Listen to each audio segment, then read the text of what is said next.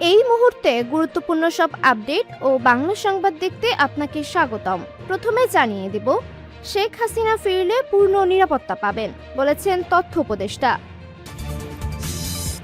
সিরিয়ায় হামলা চালিয়ে সামরিক তল্লাশি চৌকি বসিয়েছে ইসরায়েল। লোডশেডিংয়ে অতিষ্ঠ, 4 ঘন্টা বিদ্যুতের কর্মীকে আটকে রাখলেন জনতা। ডন ও সামিরার সেই অন্তরঙ্গ ছবির নেপথ্যের ঘটনা নিয়ে যা জানা গেল। সর্বশেষ জানাবো, আবারও উত্তর কোরিয়ার ক্ষেপণাস্ত্র নিক্ষেপ, উদ্বিগ্ন জাপান। শিরোনাম শুনলেন, এবারে বিস্তারিত। তবে একটা অনুরোধ থাকবে, এই ভিডিওতে একটা লাইক ও কমেন্ট করে জানিয়ে দিন কোন জেলা থেকে বা কোথা থেকে দেখছেন। শেখ হাসিনা ফিরলে পূর্ণ নিরাপত্তা পাবেন বলেছেন তথ্য উপদেষ্টা। সাবেক প্রধানমন্ত্রী শেখ হাসিনা বাংলাদেশে ফিরে এলে তাকে পূর্ণ নিরাপত্তা দেওয়া হবে বলে জানিয়েছেন প্রধানমন্ত্রীর তথ্য ও সম্প্রচার বিষয়ক উপদেষ্টা ডক্টর জাহিদুর রহমান। তিনি বলেন, দেশে ফিরে শেখ হাসিনা বিচারিক প্রক্রিয়ায় মুখোমুখি হলে সেখানে তার প্রয়োজনীয় সব অধিকার নিশ্চিত করা হবে। আদালত যে সিদ্ধান্ত দেবেন তা সবাই মেনে নেবে। গতকাল মঙ্গলবার তথ্য অধিদপ্তরের সম্মেলন কক্ষে সাপ্তাহিক ব্রিফিংয়ে সাংবাদিকদের প্রশ্নের জবাবে তিনি কথা বলেন। শেখ হাসিনাকে ভারত থেকে প্রত্যর্পণ প্রসঙ্গে তিনি বলেন, শেখ হাসিনা তো প্রত্যর্পণ করার কথা ছিল। বাংলাদেশের সঙ্গে ভারতের চুক্তি আছে। আমরা মৃত্যুদণ্ডপ্রাপ্ত একজন আসামিকে ফেরত চাই। আমরা তাকে দেশে এনে আইনের আওতায় আনতে চাই।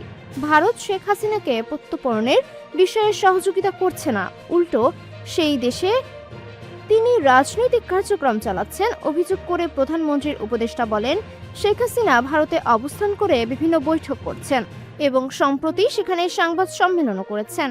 বাংলাদেশের সঙ্গে ভারতের ভবিষ্যৎ সম্পর্কের ক্ষেত্রে এসব বিষয়কে ভারতকে আন্তরিকভাবে বিবেচনা করতে হবে।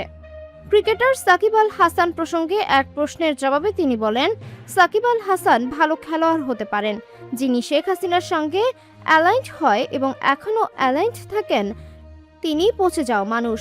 তবে সাকিব আল হাসান দেশে ফিরতে চাইলে তাকে পূর্ণ নিরাপত্তা দেওয়া হবে। দেশে ফিরলে আদালতের মুখোমুখি হবেন এবং আইনি অধিকার পাবেন। ভারতের গোয়েন্দা সংস্থার প্রধান ঢাকা সফর বিষয়ে তথ্য উপদেষ্টা বলেন, তিনি চীন থেকে ঢাকায় এসেছেন। এটি তার একটি সফর এবং বাংলাদেশের সংশ্লিষ্ট পক্ষের সঙ্গে তিনি বৈঠক করেছেন। তবে এ নিয়ে গোপনীয়তা বা অতিরিক্ত জল্পনার কিছু নেই। দুই দেশের গোয়েন্দা সংস্থার সংশ্লিষ্ট কর্মকর্তাদের মধ্যে যোগাযোগ ও আলোচনা হওয়া স্বাভাবিক। দেশের স্কুল শিক্ষার্থীদের ইতিহাস, মুক্তিযুদ্ধ ও গণঅভ্যুত্থানের চেতনার সঙ্গে পরিচিত করতে মাসে একদিন সরকারি ব্যবস্থাপনায় জুলাই জাদুঘর পরিদর্শনের ব্যবস্থা করা হবে বলে তিনি জানান। সিরিয়ায় হামলা চালিয়ে সামরিক তল্লাশি চৌকি বসিয়েছে ইসরায়েল। সিরিয়ার কুনিত্রা অঞ্চলের গ্রামীণ এলাকায় হামলা চালিয়েছে ইসরায়েলি সামরিক বাহিনী। মঙ্গলবার 11 আগস্ট স্থানীয় সংবাদ মাধ্যমের খবরে জানা যায়, একই সাথে ওই প্রদেশের অন্য অংশে একটি সামরিক তল্লাশি চৌকি বা চেকপোস্ট স্থাপন করা হয়েছে। আল ইখবারিয়া টিভি চ্যানেলের প্রতিবেদনে উল্লেখ করা হয়েছে, কুনিত্রার উত্তরাঞ্চলীয় গ্রামীণ এলাকা হামিদায়ায় গ্রামীণ চারপাশের কৃষিজমি লক্ষ্য করে ইসরায়েলি দখলদার বাহিনী 3টি গোলা নিক্ষেপ করেছে।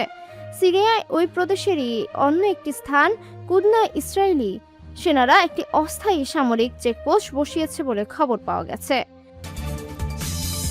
লোডশেডিংয়ে অতিষ্ঠ, 4 ঘন্টা বিদ্যুতের কর্মীকে আটকে রাখলেন জনতা।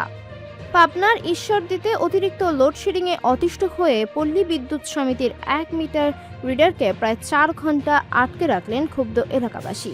এই সময় পল্লী বিদ্যুতের কর্মকর্তা কর্মচারীদের বিরুদ্ধে বিভিন্ন স্লোগান দেন তারা। মঙ্গলবার 11 আগস্ট বিকেলে উপজেলার শাহপুর ইউনিয়নের চরগড়গড়ি আলহজ মোড় এলাকায় এই ঘটনা ঘটে। অবরুদ্ধ মিটার রিডারের নাম আইনুল হোসেন। তিনি পাবনা পল্লী বিদ্যুৎ সমিতি 1-এর দাসুরিয়া জোনাল অফিসে কর্মরত। স্থানীয়রা জানান, বেশ কিছুদিন ধরে চরগড়গড়ি এলাকায় ঘন ঘন লোডশেডিং হচ্ছে। এতে প্রচণ্ড গরমে দৈনন্দিন কার্যক্রম ব্যাহত হওয়ার পাশাপাশি চরম ভোগান্তিতে পড়েছেন বাসিন্দারা। এর সঙ্গে বিদ্যুতের ভূতুড়ে বিল নিয়েও অনেক গ্রাহক হয়রানির শিকার হচ্ছেন বলে অভিযোগ তাদের। চরগড়গড়ি গ্রামের বাসিন্দা আকমল প্রমাণিক বলেন, অতিরিক্ত লোডশেডিংয়ে তারা দীর্ঘদিন ধরে দুর্ভোগ পোহাচ্ছেন। বিদ্যুৎ সরবরাহের পাশাপাশি বিল সংক্রান্ত বিভিন্ন সমস্যায়ও সাধারণ মানুষ অতিষ্ঠ হয়ে পড়েছেন। ইউপি সদস্য রুব্বান খাতুন জানান, মঙ্গলবার চরঘরগুড়ি এলাকায় মিটারের রিডিং নিতে যান আইনুল হোসেন। ওই সময় এলাকা জুড়ে লোডশেডিং চলছিল। প্রচণ্ড গরমে অতিষ্ঠ বাসিন্দারা মিটার রিডারকে দেখে বিদ্যুৎ সরবরাহ ও বিল নিয়ে বিভিন্ন প্রশ্ন করতে থাকেন। এক পর্যায়ে ক্ষুব্ধ হয়ে তাকে আটকে রেখে পল্লী বিদ্যুতের ঊর্ধ্বতন কর্মকর্তাদের বিষয়টি জানানো হয়। প্রায় 4 ঘন্টা পর এলাকাবাসী আইনুল হোসেনকে ছেড়ে দেন। মিটার রিডার আইনুল হোসেন বলেন, অতিরিক্ত লোডশেডিংয়ের কারণে মানুষ অতিষ্ঠ হয়ে পড়েছেন। তবে বিষয়টি শুধু এই গ্রাম কেন্দ্রিক নয়, এটি জাতীয় সমস্যা। ঊর্ধ্বতন কর্মকর্তাদের নির্দেশে বিল লেখা বন্ধ করে রেখে আমি চলে আসি। এ বিষয়ে পাবনা পল্লী বিদ্যুৎ সমিতি 1-এর দাসুরিয়া জোনাল অফিসের ডিজিএম রথীন্দ্রনাথ বর্মনের সঙ্গে যোগাযোগ করা হলে তিনি ফোন রিসিভ করেননি। ডন ও সামিরার সেই অন্তরঙ্গ ছবির নেপথ্যের ঘটনা নিয়ে যা জানা গেল। অভিনেতা ডনের সঙ্গে এক নারীর অন্তরঙ্গ ছবি কয়েক বছর আগে সামাজিক যোগাযোগ মাধ্যমে ছড়িয়ে পড়ার পর শুরু হয় নানা আলোচনা। ছবির নারীকে সালমান শাহর স্ত্রী সামিরা বলে দাবি করা হলেও পরে ছবিটি নিয়ে ভিন্ন ব্যাখ্যা সামনে আসে। সে সময় ছবির নেপথ্যের ঘটনা নিয়ে কথা বলছিলেন সামিরা ও সালমান শাহর বন্ধু মোস্তাক ওয়াইজ। সালমান শাহর মৃত্যুর পর সামিয়া মোস্তাক ওয়াইজকে বিয়ে করেন। পরবর্তী সময়ে তাদের সেই দাম্পত্যেরও অবসান হয়। ভাইরাল ছবিটি নিয়ে আলোচনার সময় মোস্তাক দাবি করেন, ডনের পাশে থাকা নারীটি সামিরা নন, তিনি অভিনেত্রী সাবরিনা। মোস্তাকের ভাষ্য অনুযায়ী আশা ভালোবাসা সিনেমার শুটিংয়ের সময় ছবিটি তোলা হয়েছিল। তিনি বলেন, সামিরা আমাকে বলেছে এই ছবির পেছনের কাহিনী। ছবিটি আশা ভালোবাসা সিনেমার শুটিং চলাকালীন তোলা। ছবিটির নেপথ্যের ঘটনা ব্যাখ্যা করে মোস্তাক ওয়াইজ আরও জানান, আশা ভালোবাসা সিনেমার মূল নায়ক নায়িকা ছিলেন সালমান শাহ ও শাবনাজ।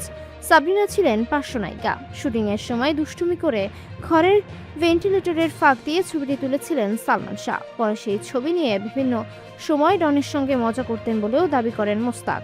তবে ডনের সঙ্গে সামিরার একটি আলাদা ছবির কথাও জানিয়েছেন মোস্তাক। তার দাবি, একবার সামিরা ম্যাগাজিন পড়ার সময় সালমান শাহর ছবি তুলছিলেন। সে সময় ডন হাত বাড়িয়ে দিলে সামিরার সঙ্গে তার একটি ছবি তোলা হয়। আবারও উত্তর কোরিয়ার ক্ষেপণাস্ত্র নিক্ষেপ, উদ্বিগ্ন জাপান। দক্ষিণ কোরিয়া ও যুক্তরাষ্ট্রের যৌথ সামরিক মহড়ার প্রস্তুতির মধ্যেই পূর্ব সাগরে একটি ক্ষেপণাস্ত্র নিক্ষেপ করেছে উত্তর কোরিয়া, যা এক সপ্তাহের কম সময়ের মধ্যে দ্বিতীয় উৎক্ষেপণ। বুধবার 12 আগস্ট দক্ষিণ কোরিয়ার জয়েন্ট চিফস অব স্টাফ জানিয়েছে, ক্ষেপণাস্ত্রটি দেশটির পূর্ব উপকূলের ওয়ানসান এলাকা থেকে ছোড়া হয় এবং এটি 700 কিলোমিটারেরও বেশি দূরত্ব অতিক্রম করে। ইউনহাব বার্তা সংস্থার বরাতে জানা যায়, স্বল্প পাল্লার এই ক্ষেপণাস্ত্রের স্পেসিফিকেশন যৌথভাবে বিশ্লেষণ করছে দক্ষিণ কোরিয়া, জাপান ও যুক্তরাষ্ট্র। এই ঘটনায় কোনো ক্ষয়ক্ষতি বা হতাহতের খবর পাওয়া যায়নি। এর আগে গত বৃহস্পতিবারও উত্তর কোরিয়া পূর্ব সাগরে একটি স্বল্প পাল্লার ব্যালিস্টিক ক্ষেপণাস্ত্র নিক্ষেপ করেছিল। উৎক্ষেপণের তীব্র নিন্দা জানিয়ে জাপানের প্রতিরক্ষামন্ত্রী শিনজিরো কোইজুমি বলেছেন, এই ধরনের পদক্ষেপ জাতিসংঘ নিরাপত্তা পরিষদের প্রস্তাবের লঙ্ঘন এবং জাপানের পাশাপাশি আন্তর্জাতিক নিরাপত্তার জন্য হুমকি।